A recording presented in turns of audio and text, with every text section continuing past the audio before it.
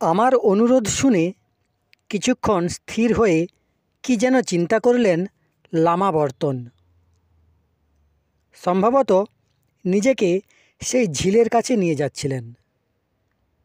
তারপর বললেন, আপনাকে আমি তিব্বতের এই রহস্যময় ঝিলের সম্বন্ধে প্রথম কথা এটাই বলবো যে এই ঝিল তিব্বতের প্রধান লামাদের সঙ্গে সম্বন্ধিত আর ভবিষ্যৎ বক্তা।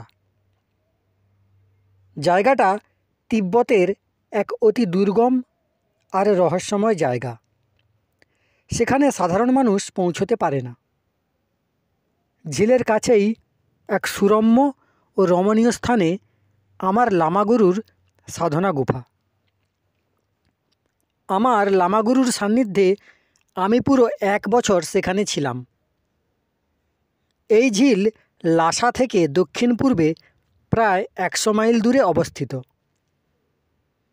বৌদ্ধ মতাবলম্বীরা মনে করেন এই ঝিল দলাই লামার জীবন আর তার তিরোধান সম্বন্ধে পূর্বাভাস দেয়। এই ঝিলের নাম পাকোর গ্যালকনম। তিব্বতের যে প্রান্তে এই ঝিল সেই প্রান্তের নাম তকজো। ঐতিহাসিক চন্দ্রগুপ্ত দেবালকার লিখিত বহুচর্চিত বই বৃহত্তর ভারতের তিব্বতে বৌদ্ধ সংস্কৃতি অধ্যায়ে এই ঝিলের বিস্তৃত বিবরণ দেওয়া আছে। ঝিলটি খুবই লম্বা চওড়া এবং যথেষ্ট গভীর। ঝিলের জল স্বচ্ছ এবং রং তার নীল। সবচেয়ে বড় বিশেষত্ব হলো এই ঝিলের জলে সূর্য আর চাঁদের ছায়া পড়ে না। দ্বিতীয় বিশেষত্ব হলো এই ঝিলের চারিদিকের বাতাবরণে সবসময় মৃদু মৃদু সঙ্গীতের ধ্বনি গুঞ্জরিত হয়। ঝিলের কিনারায় একটি প্রাচীন মন্দির আছে। সেই মন্দিরের ভেতরে কোনো তান্ত্রিক দেবীর উগ্র আর ভয়ঙ্কর মূর্তি স্থাপিত আছে। সেটা যে কোন দেবীর মূর্তি তা বলা সম্ভব নয়, কিন্তু কিংবদন্তি অনুযায়ী তিনি এই ঝিলের অধিষ্ঠাত্রী দেবী। সেই দেবী নিজের 4 হাতে ঠিক কোন কোন অস্ত্র ধারণ করে আছেন তাও সঠিক বলা যায় না।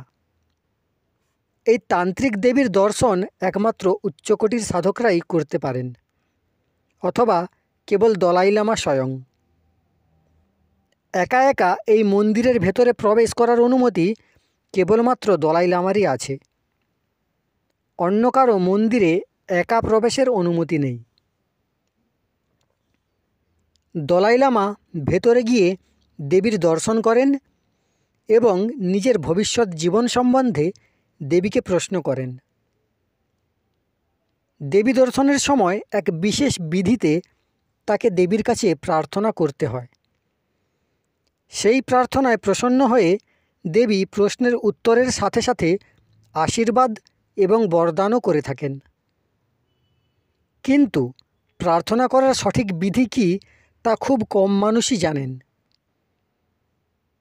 তিব্বতের মানুষের বক্তব্য, ঝিলের অধিষ্ঠাত্রী দেবীর বিশেষ বিধিতে প্রার্থনা করার বিষয়ে অনভিজ্ঞ 4 জন দলাই লামা নিজের বাল্যাবস্থায় দেবীর দর্শন লাভের জন্য গিয়েছিলেন, কিন্তু ফিরে আসার অল্প দিনের মধ্যেই তাদের প্রত্যেকের মৃত্যু ঘটে।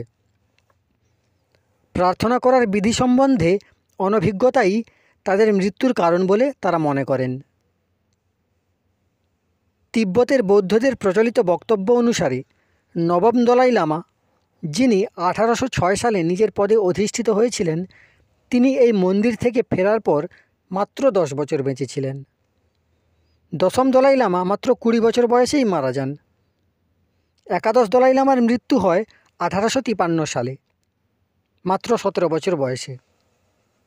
দ্বাদশ দলাই লামা 18 বছর বয়সে অল্পায়ুতেই পরলোকগামী হন। এই 4 জন দলাই লামার মৃত্যুর একমাত্র কারণ দেবীর প্রার্থনার বিধি না জানা। জনশ্রুতি অনুসারে এই 4 জন দলাই লামাই জানতেন না কিভাবে দেবীকে সন্তুষ্ট করতে হয়। ফলে দেবী ক্রুদ্ধ হয়ে যান, যার পরিণামে ওই লামাদের অল্প বয়সেই মৃত্যু হয়। ত্রয়োদশ দলাই লামা 25 বছর বয়সে দেবীর ওই ভয়ানক রুদ্ররূপ দর্শন করেছিলেন। তিনি দেবীর প্রার্থনাবিধি জানতেন, এই কারণে দীর্ঘকাল জীবিত ছিলেন। যে কথা বলছিলাম, লামা বর্তন বলতে থাকলেন, ঝিলটা অতি বিশাল, সর্বদাই মেঘ আর কুয়াশায় ঢেকে থাকে। মন্দিরের আশেপাশের বাতাবরণ এতই রহস্যময় যে তার বর্ণনা করা কঠিন। সর্বদাই গভীর নিস্তব্ধতায় ছেয়ে আছে। এই নিস্তব্ধতাও অবর্ণনীয়।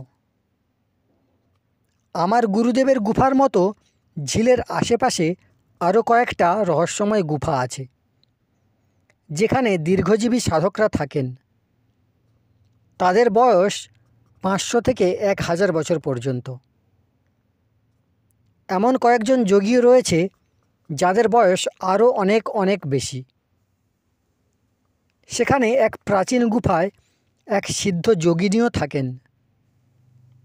অত্যন্ত রহস্যময়ী আর অপরিমিত যোগশক্তির অধিকারিণী ওই যোগিনী। বয়স কত তা কেউই ঠিকমতো বলতে পারে না, তবে দেখলে যুবতীই মনে হয়। আমি যখন সেখানে ছিলাম তখন প্রায় প্রতি পূর্ণিমার রাতেই তাকে আকাশপথে যাত্রা করতে দেখেছি। ওই সিদ্ধ যোগিনী প্রতি পূর্ণিমার রাতে সপ্ততীর্থের যাত্রা পূর্ণ করেন। তার গুফা সবসময় বন্ধই থাকে, ভেতরে যাওয়ার সাহস কারুরই হয় না। একবার এক মহাত্মা কোনো রকমে সাহস করে ঢুকে গিয়েছিলেন। প্রায় 20 দিন বাদে তার অচেতন দেহ গুফার দরজার বাইরে পাওয়া যায়। অনেক যত্নের পর যখন তার চেতনা ফিরল, তখন তিনি যা বললেন তা যেন বিশ্বাস করা যায় না।